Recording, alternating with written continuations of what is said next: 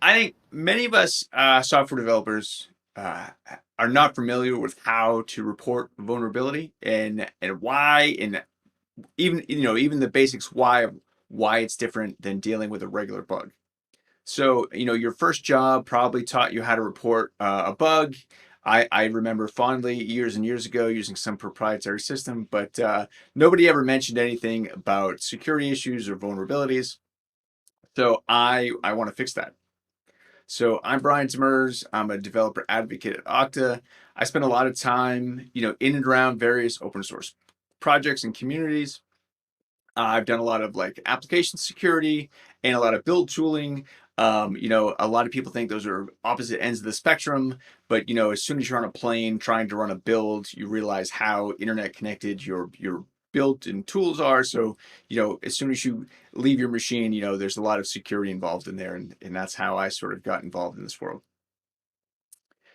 So I want to talk about a few things, basically what a vulnerability is, what responsible disclosure is, why it's important, how it's related, how to report a vuln, and then I'm going to leave you with a few tips of things you can do to your projects to make it easier for your users to report a security issue. So first up, let's talk about what a vulnerability is, right?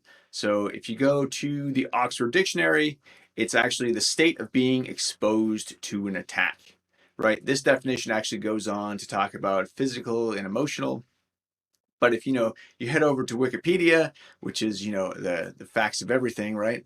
Um, it talks about that it's a weakness to be exploited by an attacker. So those two are basically the same thing, except maybe the emotional part.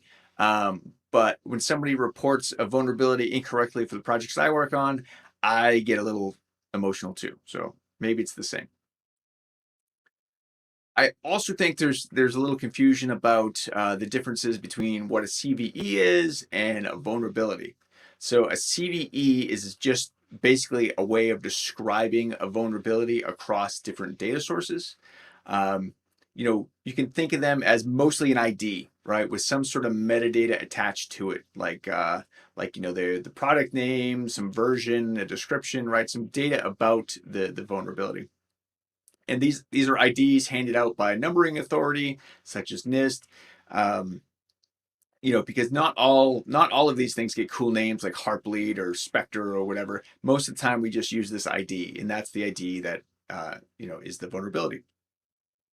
And sometimes, in some cases, these IDs are handed out and they're not vulnerabilities at all. So this issue on screen, if I remember right, was the reporter didn't understand what Python's virtual environment was, and it's a non-issue. All right, so many of us watching this talk are probably familiar with the frequency of vulnerabilities, but maybe not. So I show this to sort of stress how common these things are.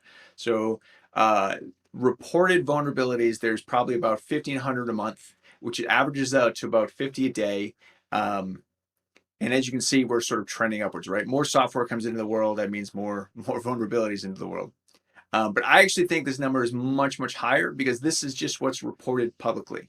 And we know that there are more things, there are other sources of vulnerabilities too. So they're common, right? So the natural assumption I think we have as developers is that these things are bad, right? My opinion is actually that they're good, right? CVEs, they provide us a standard way to talk about security issues. And we know software bugs are a fact of life. We know security is hard. So we really just need to make sure what we're handling these things the best we can. All right, we need to handle them in a responsible way. I think Apache Tomcat, which is a popular Java web server, is a great example. They list all of the vulnerabilities on their site. They have a special security page. You can search by version. You can to see what's affected by each version of the product. But you can also go to the typical CVE databases like MITRE and NIST to see this information too. The point here is that you can find this information, and this gives developers and system admins notice to go update and patch their systems. But of course, it's not all good, right? Everyone has heard horror stories of cyber attacks and data breaches, and you don't want to be that guy on the front page of Hacker News, right? Um, but you know, it's a fact of life. These things happen. We need to be ready to handle them, and we need to be aware of how to handle them and to minimize the impact to our applications as well as other users that could be affected. So that brings us to responsible disclosure. So disclosure by itself is the action of making secret information known. And responsible disclosure, or some folks call it coordinated disclosure, basically means you keep something a secret until it can be fixed within some agreed upon time, and then you release it to the public. This is opposed to full disclosure, which is basically tell everyone right away, right now. Um, the good thing about full disclosure is it gives users and admins all the information they need to make their own decisions, but it also gives the attacker the same information. And I think attackers are more likely to be able to exploit an issue, whereas a system admin, might not be able to do anything about the issue until a patch has been released. So my view is that we should use responsible disclosure, even if you think that full disclosure is the best option. Once information is out there, you can't make it private again. So start with a responsible disclosure model, and then if you need to escalate it that later on, that's your call. I think we can break this whole thing down into 3 steps: report, fix, disclose. Obviously, these steps are a little more involved than simply fixing an issue, but these are the 3 things that I like to think about. So you report an issue to some project team or a vendor. There's usually some back and forth, just like a regular bug. Maybe you need to provide a reproduced case or something, right?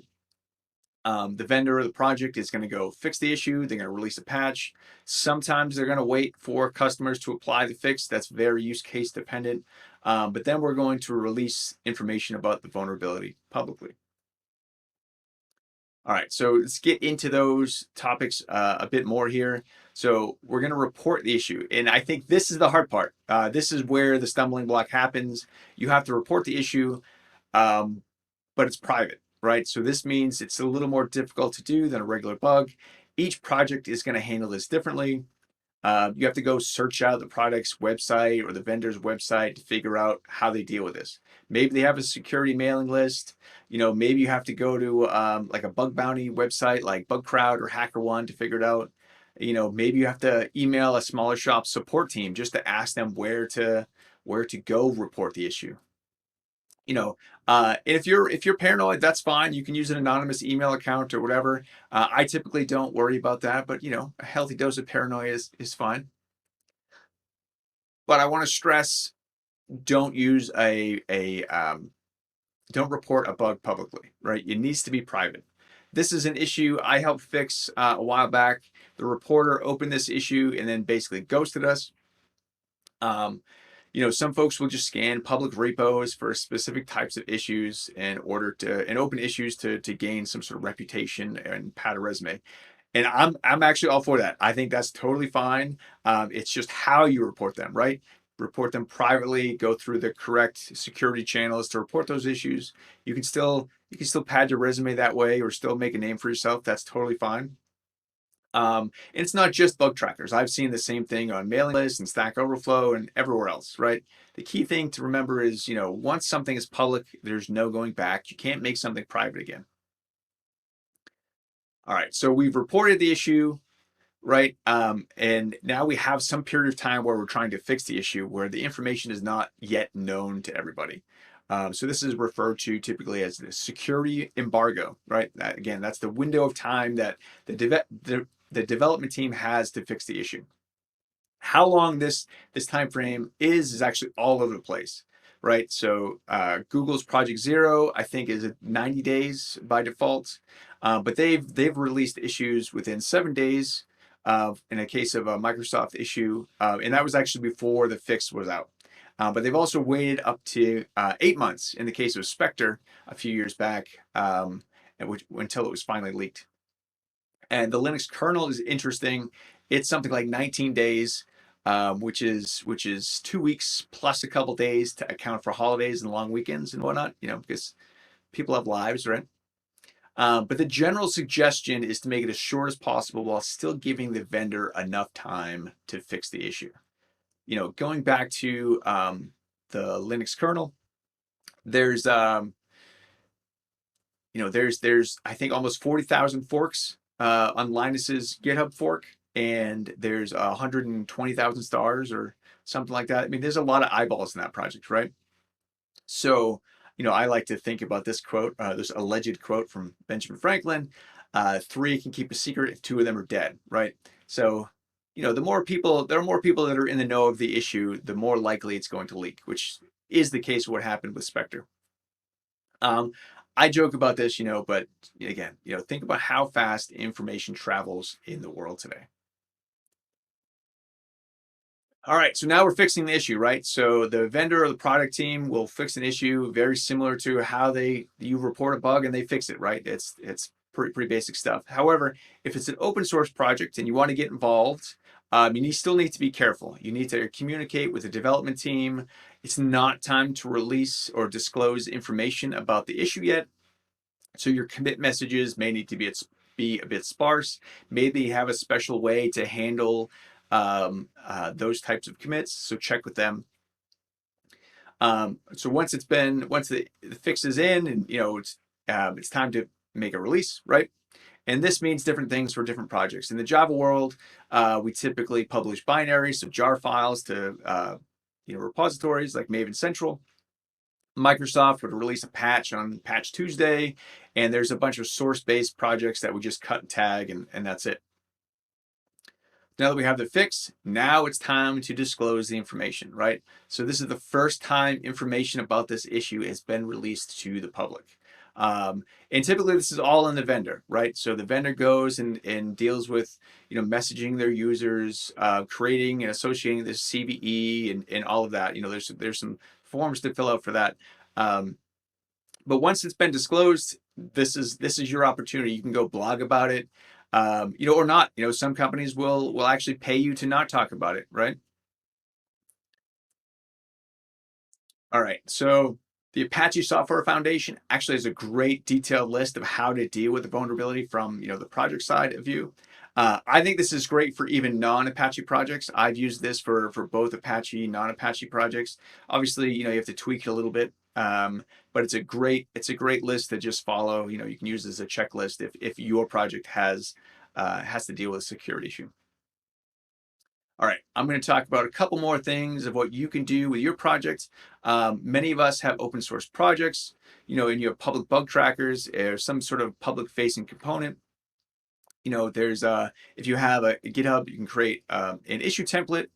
You stick a comment at the top of that file. That way, that comment is only seen when your users create a new issue. You basically want to shove it in their face of like, hey, is this a security issue?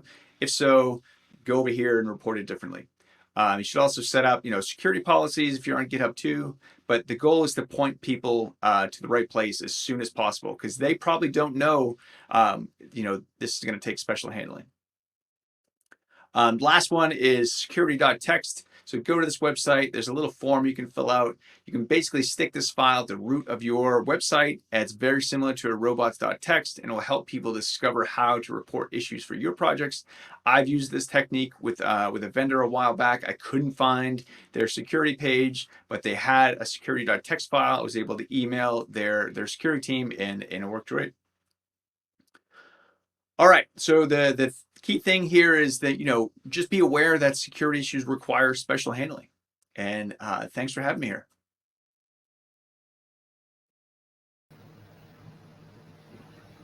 Oh, and we're having camera issues. Oh, Brian, thank you. We're having a bit of camera issues, as you can see. So we're trying again if we can, have you turned it on and off again? You know that how the help desk works, right? That's what we're trying to do now. And yes, we're turned it on again. Amazing. There you go. Thank you for this talk. I think it makes a lot of sense to point people to responsible disclosure. One question I do have, and that's more of a personal question, there is a little fine line between if you find a vulnerability, of course, normally you would wait until there is a fix. But we all know there are these packages that take forever to fix. So what do you think is a reasonable time to say, like, okay, at this point we need to disclose it because it's so important, or uh, what do you think is reasonable? Yeah, that's the hot topic, right? I think it's very dependent, right? Like, I like to bring up the case of Spectre, right? Like, that was a massive undertaking. There was cloud services involved, multiple Linux kernel vendors, or distributions, I should say, right? So that type of thing takes a while, right? But if you were the one to report it, you can see progress is being made, right? So I think the easiest and the cop out answer really is, if you're involved in the discussion and communicating with whatever project or vendor that's working on it, and it's being reasonably worked on. I think that's fine. At some point, you're right. Like, there's a whole bunch of projects on the internet that are dead, right? And at that point, you need to tell people, because they're not going to know otherwise. So, the cop out answer is always, it depends. Yeah, absolutely. It always depends. And I want to make one thing clear to everybody: don't just pull in a pull request that fixes the bug, because basically then you're disclosing it. Although we always say as open source maintainers, hey, you can put in a pull request if you find a problem. Don't do that just with a security vulnerability. Exactly, I exactly. You think I need to think that talk is to the that is teams the main first. issue. Although you can see, like, it's a problem and I can fix it right away for you, don't do it openly, but try to keep it to yourself until it is accepted, and then shout about it. Uh, I loved your talk. Thank you, man. Thank Appreciate you. being with us, and